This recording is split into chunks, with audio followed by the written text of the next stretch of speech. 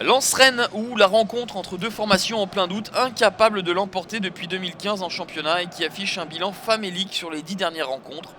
8 points glanés pour les 100 et or, seulement 4 pour les Bretons. Le Racing avant-dernier doit s'imposer pour croire en ses infimes chances de maintien.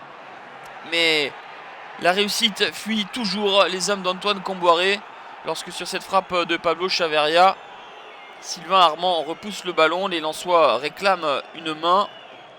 Le ballon, il est vrai, touche le bras de Sylvain Armand. Ensuite, c'est à l'interprétation de l'arbitre.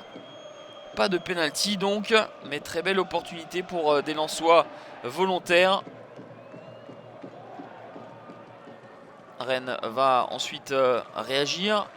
Le ballon semble perdu, mais Pedro Henrique se bat bien et récupère le cuir pour le transmettre à Abdoulaye Doucouré. L'habituel passeur se mue en buteur. 1-0 grâce à Abdoulaye Doucouré à la 36e minute.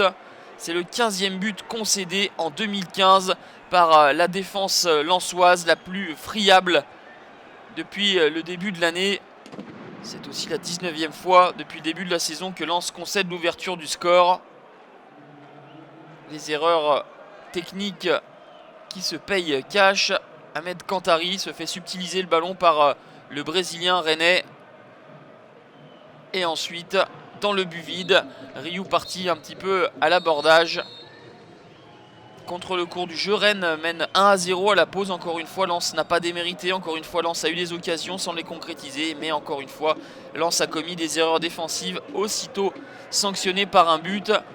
En deuxième période, on va retrouver une nouvelle fois le Brésilien Pedro Henrique. Ce n'est pas assez appuyé pour tromper Rudy Ryu, qui retrouvait sa place de titulaire laissée la semaine dernière à Valentin Belon.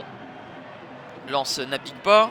Avec cette tête de Pablo Chaverria, c'est l'arrêt de cette rencontre, l'arrêt décisif qui rapporte des points pour l'instant, signé Benoît Costil, lui qui probablement effectuera sa dernière saison à Rennes, lui qui a envie d'un autre challenge, lui qui a envie d'ailleurs. En tout cas, il montre qu'il est bel et bien présent avec le Stade Rennais.